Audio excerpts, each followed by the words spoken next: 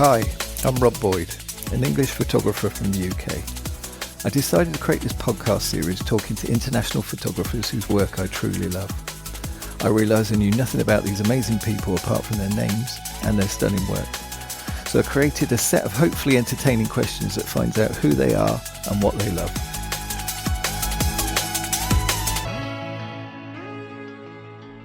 Hi Iain, thanks for joining me. It's nice to see you, my friend. Nice to see you too, mate. If you can start by your name and your Instagram name, that'd be brilliant. My name is Iain. Instagram name is Shots Acquired. What's the reason behind Shots Acquired? I thought about it for ages. And then I asked ChatGPT to come up with some names. And then ultimately combined the two together and saw that no one else had it. And I thought, oh, that sounds good. But you know what? There's a bit of a story to that, because right in the early days, I actually missed the C out of acquired and didn't notice until I was at least 3 or 4 months into my Instagram journey. I went to email you earlier and did exactly the same thing. Brilliant. No, that's great. Because the thing is, you think, well, what's the story behind a lot of people's names? It's good to find out, to be fair. Yeah. Excellent. And where do you live? I live in Buckinghamshire, near a small village called Amersham. So it's a bit out in the sticks, but it's about an hour and a bit's journey away from central London, which is where I if I go to work, then that's where I go. Yeah, cool, excellent. And where are you from? Originally, I'm from Brighton, down the south coast. But I've had a bit of a tour around the UK. I lived in Edinburgh for a little while, and then I also moved back down to where I am now in 2001. So I've been here for quite a while now. Excellent, brilliant stuff. So if I visited you, where would you take me to shoot?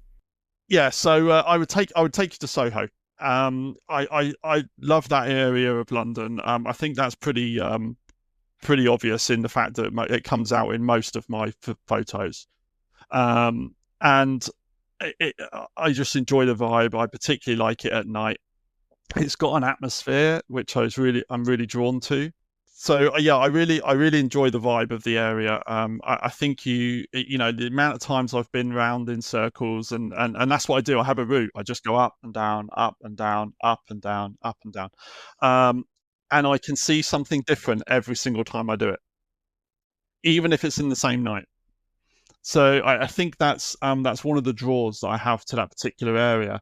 And even if I'm just staying in that small little area of kind of Piccadilly, London and Soho, I'll look at my watch at the end of the night and I've done 35,000 steps. I've kind of getting a bit of a reputation where I'm known to be wearing a suit when I'm taking photographs around Soho, and that's often because I've come straight from work.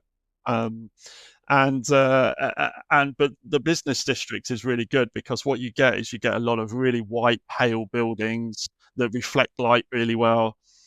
You get people in very smart clothing.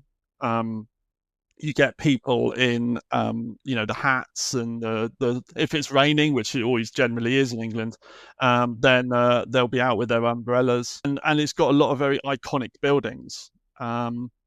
So that's a really good place to go as well.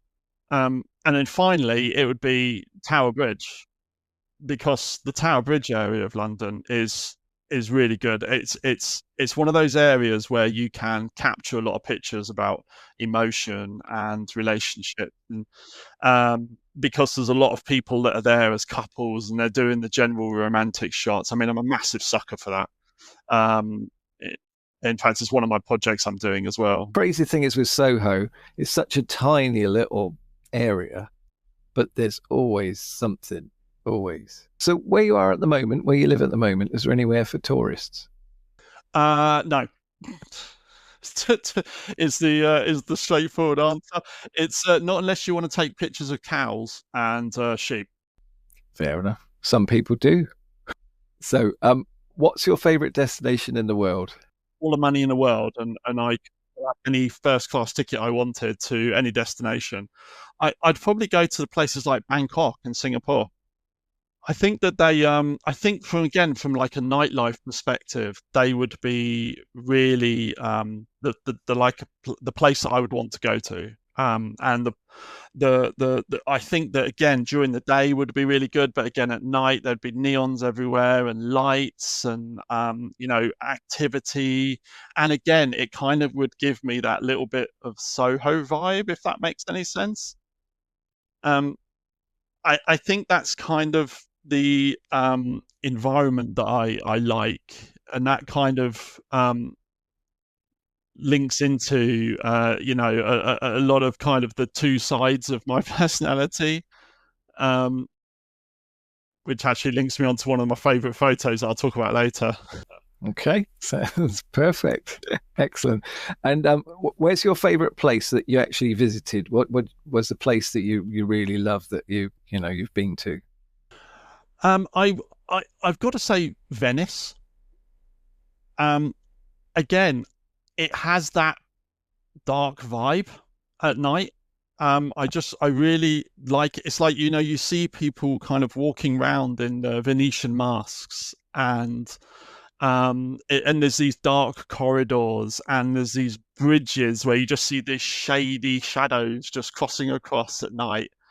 And it just kind of leans into that real dark emotion. Um, so that was one of my favorite places that I went to.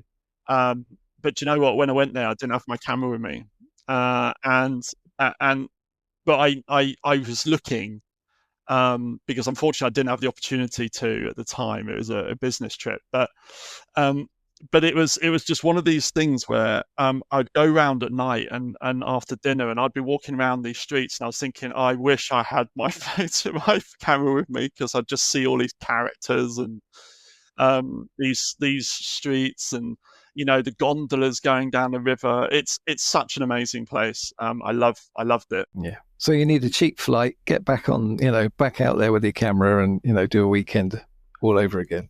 Do you know what though? I often think to myself, there are some of these locations, when you have such a good time, and yeah, okay, it was a business trip, but when you have such a good time, you don't want to kind of ruin the dream a bit. Yeah, I'll go back there and probably have like a really bad time. Don't want to ruin your memories. So yeah, I don't know. I don't know. Don't want to ruin any memories, right? Yeah, but no, it's definitely again. I think that it's that environment again which I kind of am drawn to. Yeah. Yeah. Excellent. That's brilliant stuff. So let's start the weird questions. If you could time travel, where and when would you visit? Do you know? I would go back to the time of Winston Churchill. And I would want to photograph him because I think that guy's an absolute character. I think that he would be great for some awesome juxtaposition photos.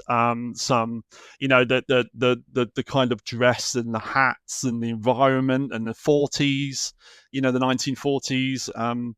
And I think that it'd just be great for those types of pictures.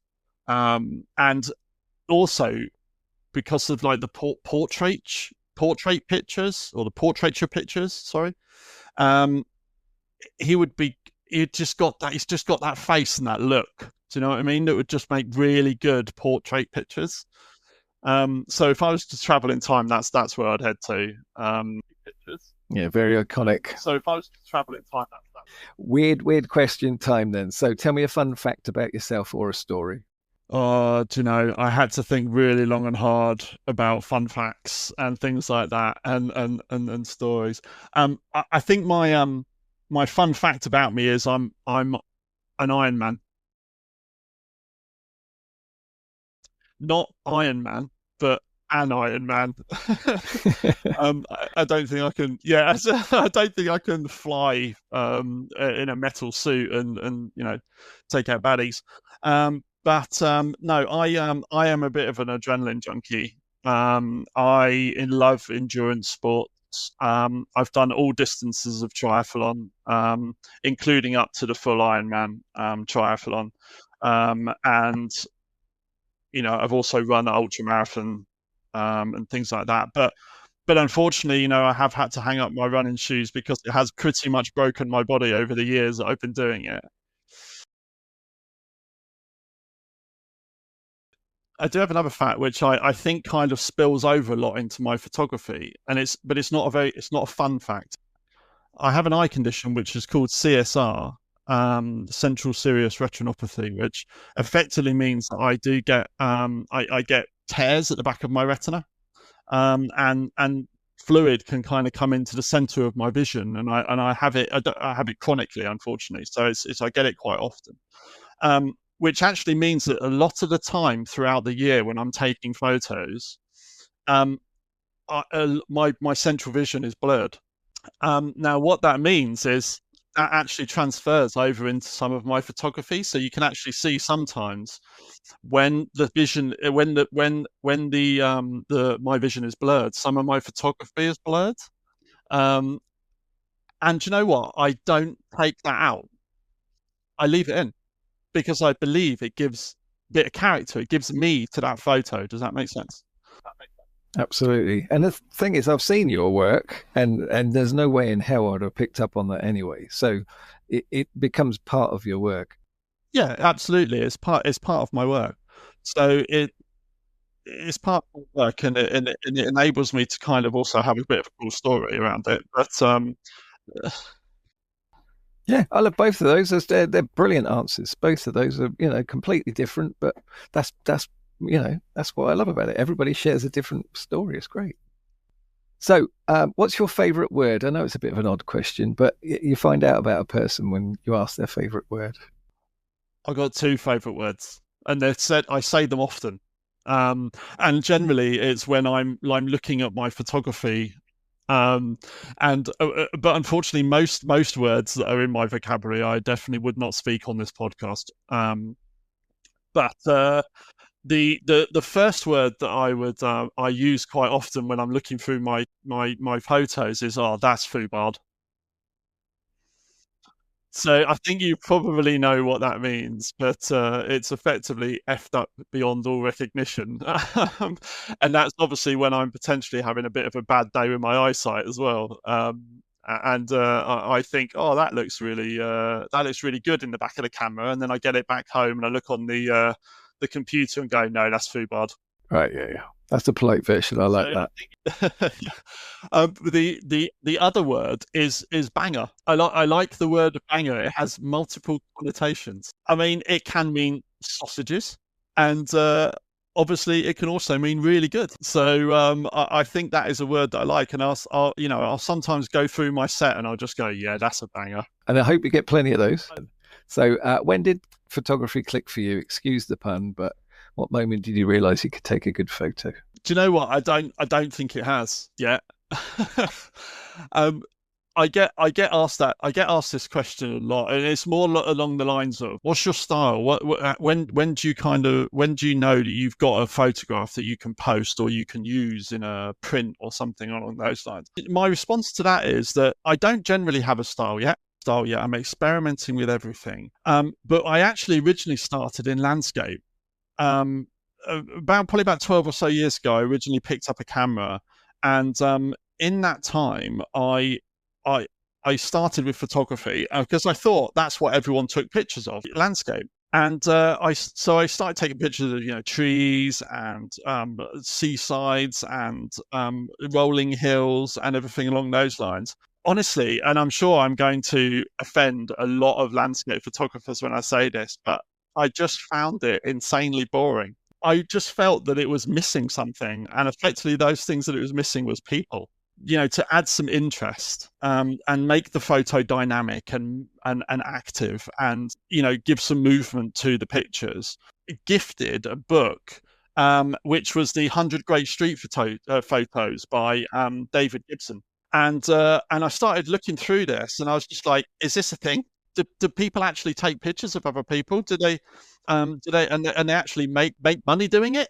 Which I found insane. Let's give it a go. And I think that's when I think it clicked for me, and I transferred over full time to street photography, and hung up my landscape wellies. What's your favourite 3 photos you've taken, and why do you like them? So I did have to think long and hard about it, and you know, because I was a little bit shocked when I chose the 3 that I did. So the first one was actually one that I took in Piccadilly Circus at night, and it's of a young lady in her car, as she was driving in a passenger seat of the car as they were driving past me, and I just saw, in a split second, I saw the reflection of the large TV screens in Piccadilly Circus reflecting onto the window of the car.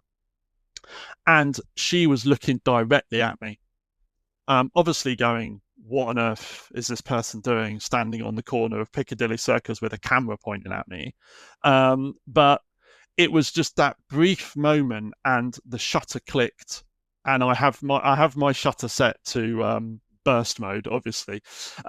Best mode to have at night, by the way. There's a tip for you if you're thinking about night photography. But I had it set to burst mode, and I just captured that perfect bit. But again, in my viewer and my screen, it looked clear, but it was at one of the times where I was having an episode of my eye issue, and it wasn't until I kind of got home that I saw that it was slightly blurred. But I thought that really worked really well with the lighting on it. So I went with it, and I love the colors. I love the fact that how the colors are reflecting, and not only that, they look like they induce movement in that picture, and they make it look like she's moving forward. There's loads of geometry going on in that picture. There's triangles and some rectangles and all sorts of other stuff. So that's one of the reasons why I love that picture. I think it just works, and the fact that she was looking directly through the lens at the time that the shutter went down just really adds the kind of cherry on the cake, as we like to say. The second one was actually taken in Paris. So it wasn't in London at all. Now, the reason why I like that one is because what I try to do in all of my photography is introduce some type of interest. I'm really leaning into the kind of curiosity gap at the moment. It's kind of the area I'm kind of trying to go with my photography, trying to induce kind of lots of layers and interest into the pictures. So this one is one of actually 3 groups of people.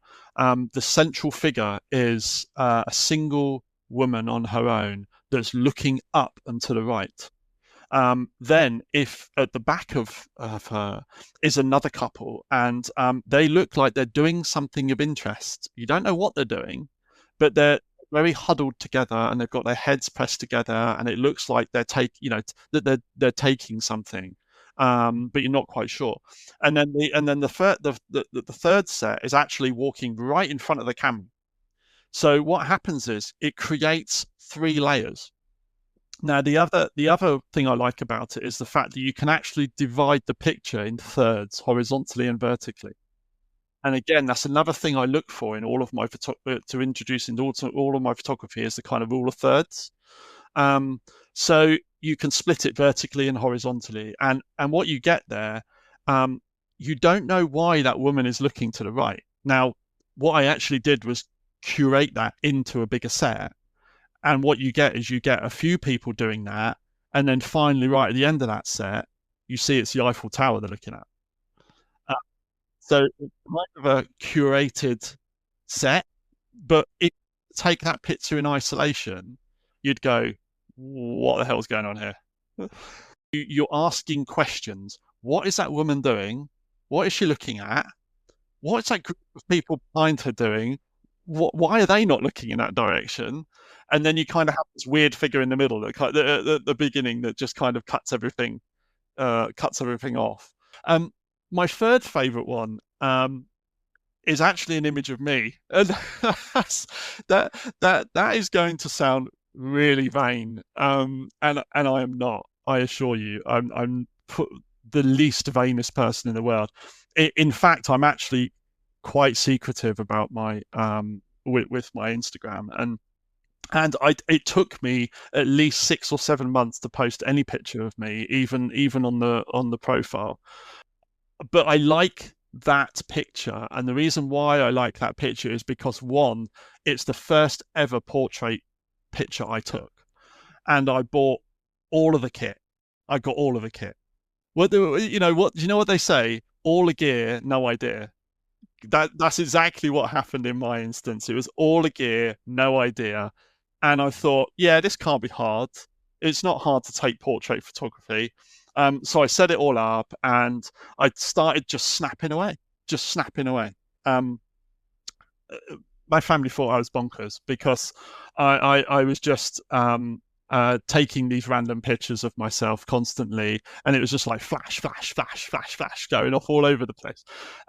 But I I wanted to venture into portrait because that's another interest area of mine. I mean, I don't think I'm going to swap into that area, but I have done some street portraits before, which are on my profile, and I really enjoyed it and had an amazing model to work with, which was great. And I thought, yeah, I could do that again. Um, and but this time, I just thought I want to have a go at doing it, and I have a vision in my head of what I want these portraits to be. What I did here was I actually did a split light, so that's light on the side coming in. And the reason why I like it is, well, obviously, one, it's my first portrait photography. It taught me a lot about taking portraits in a studio. And when I say a studio, I mean my front room. Um, and and uh, and it taught me a lot about editing portraits as well. It's a whole different world as opposed to street portraits. Sorry, street photos. Um, but what I like about it is the split lighting. It's the fact that I am effectively divided in two, the reason why I like that is because I think that really represents me. It represents the two sides of me. Um, I've kind of got this sensible um, uh, business person by day, on the side that's lit, and then by night it's the darker side. So the next one's, what advice would you give a new photographer? I still consider myself a new photographer. So what I'm going to do is I'm going to give you some of the advice that I was given, which I actually found really helpful. And actually some of the things that I have found that I still make mistakes.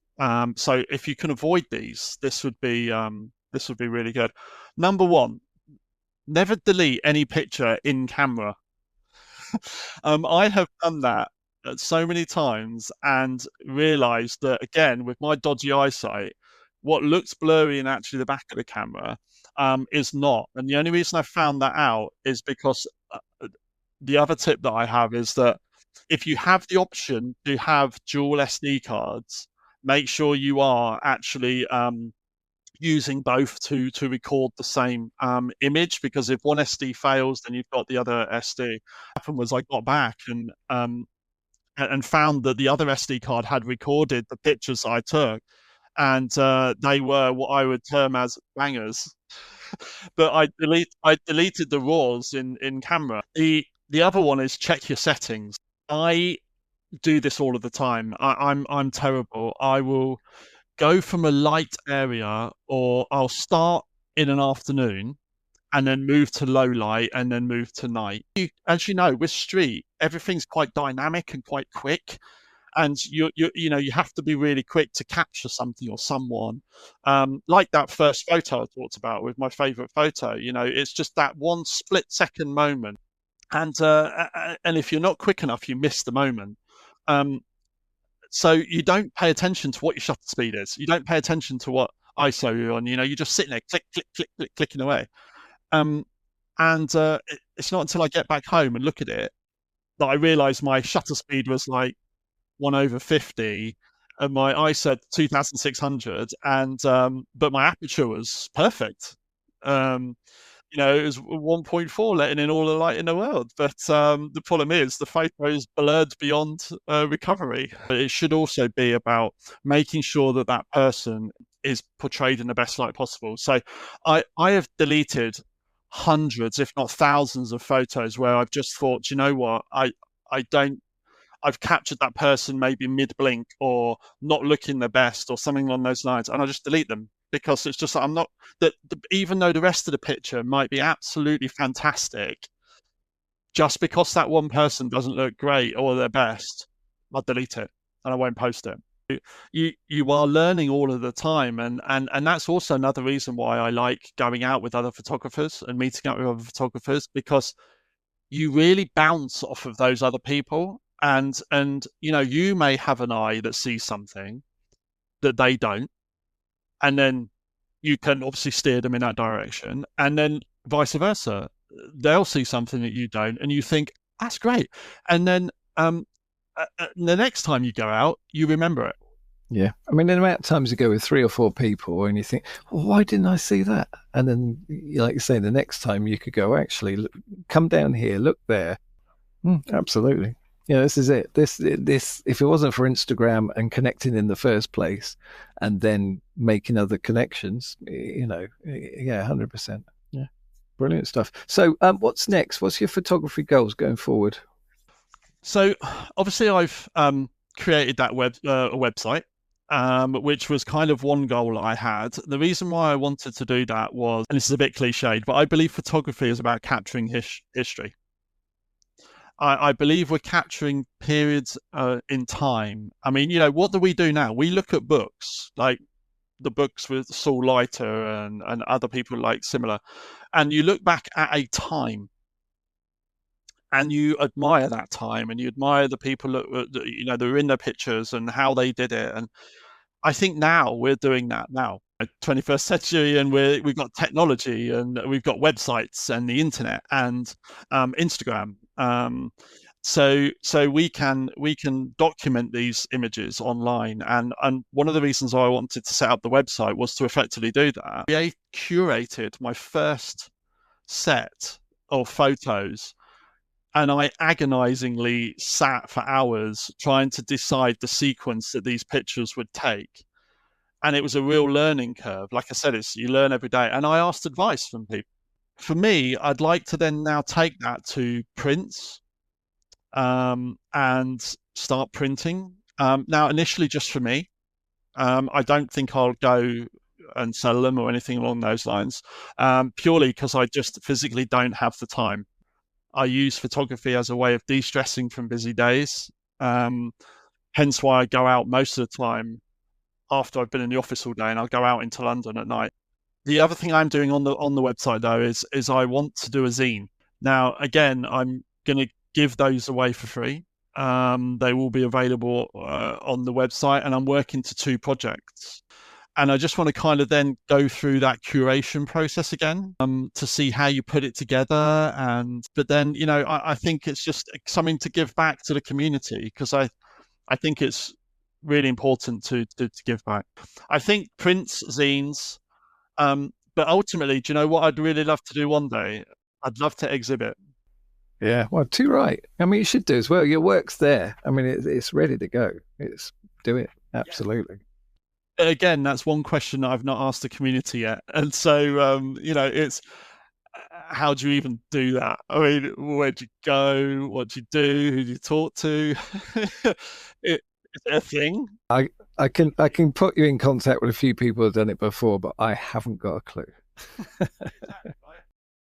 Yeah, exactly, right. And it's just you see obviously exhibits. It's not like you can just go into a gallery on a high street, is it, and go, do you know what, guys, can you just show my work? They'd probably laugh you out of the store, wouldn't they? But I certainly would like to do that one day. I like about your work, it's everything I love about photography, especially the dark stuff. I love the neons, I love the tones, I love the everything. So it's all the night stuff that draws from me. I mean, I've got other stuff, but that's my main kind of thing that draws my eye like a magpie. And yeah, you do it so well. Thank you. And I think I made a comment the other day to something that you'd said on one of my latest posts, wasn't it? And I thought, yeah, I thought about you when I posted that, and I thought Rob's going to like that one. And I love color. I absolutely love vibrant color. With your colors, though, that brings in the positive side as well. So you've got all those great colors that come in from the darkness. So you've got that big, bold colors that kind of sit in the blackness, basically. Yeah, exactly. And you can tweak one thing the wrong way on an edit, and it becomes it's suddenly oversaturated. I have tried to experiment with other different things. So I've experimented with pro mist filters. I think that's definitely a learning curve I need to take. I didn't initially get on with it, so I want to go back and try that again at some other points, to be able to still get that sharp picture, that picture with enough light in it, with all of the colors and everything else. You need to go to the right place. I think it's definitely something that I want to explore more of. Well, appreciate your time and your patience. We had so many glitches and technical cock-ups that thanks for being so patient. My internet is prehistoric as Stonehenge down the road. So I'll have you set me up with exhibits, and I'll set you up with some good tech. All right, well, thanks for being my guest. I really appreciate it, and I'm looking forward to all that's coming. Thank you, Rob. I really appreciate it. Take care.